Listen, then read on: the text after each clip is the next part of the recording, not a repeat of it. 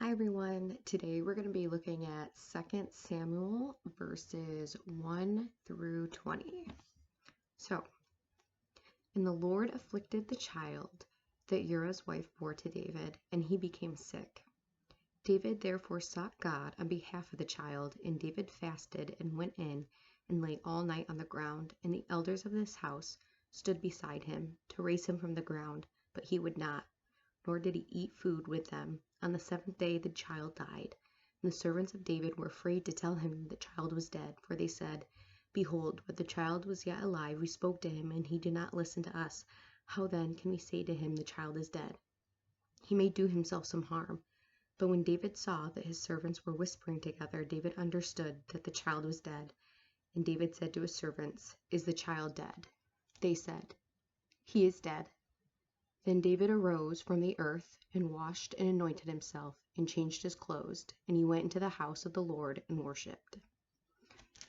So this passage kind of means a lot to me personally, because it reminds me of the time when my own father passed. I was in a work conference in Florida at the time, and I had my mother, my brother, and my sister all calling me, updating me on what was going on. And so I was in the bathroom stall of a public bathroom stall while all this was going down. And my father had collapsed at work from a heart attack.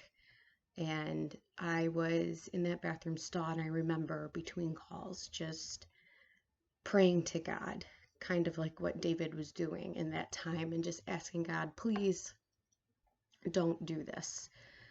You know, please allow my father to live. Uh, give him this chance, heal him, please, please, please. And in the midst of this prayer, I got a feeling in my heart that I knew was from God. And I felt like God was telling me, can I take him? And I just remember my whole body froze. Everything about me froze. And I felt God's presence. I still felt, the pain and the anxiety, but it was kind of pushed to the back. And I just felt like God was saying, can I take him?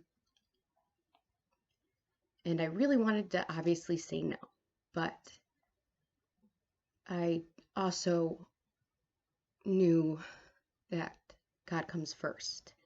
And it's also what my dad had been teaching me my whole life. And so I told him, okay, yes, God. And I sat down in that bathroom stall and I just praised God because I didn't know what else to do. And I knew that, this time on earth, this isn't about me. This is about God.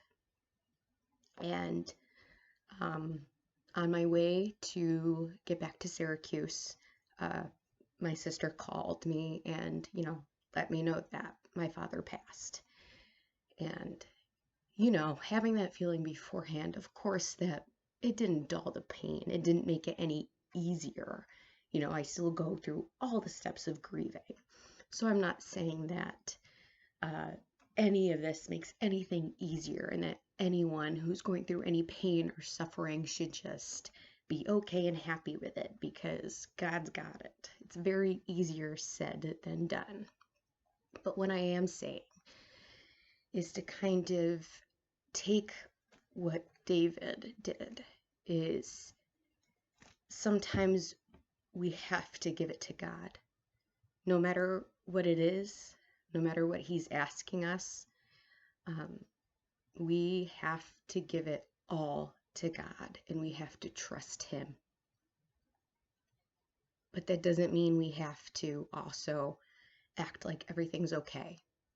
It's okay to get upset. It's okay to be angry. It's okay to lash out and yell at God because he wants us to do that, to respond to him.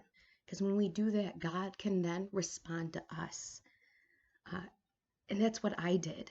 It's what I still do sometimes. And it's in those moments that I do break down and I yell at God or I just talk to God or I cry out to God. he responds. And maybe it's not every time. I'm not going to lie and say that every time there's an instant response, but it's how we grow as human beings. It's how we grow as Christians.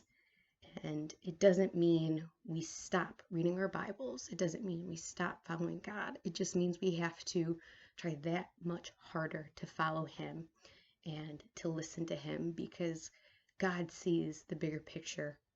He really does. And in the end, if we follow him, he's going to make it so worth it for all of us. And so I don't know what any of you are going through right now. I don't know on what scale it is, but I just want to let you know that God sees you, and he knows who you are, and he knows what you are going through, and he is there, and he wants you to cry out to him. And when you do, he is listening. Whether you don't get a response or not, he is listening, and his heart is crying out for you as well. But remember, through that pain of whatever it is, don't forget to continue to worship him. Thanks, guys. I hope you have such an amazing week, and I hope everyone is staying healthy and safe. I'm praying for all of you, Edgewood. I miss you guys. Bye.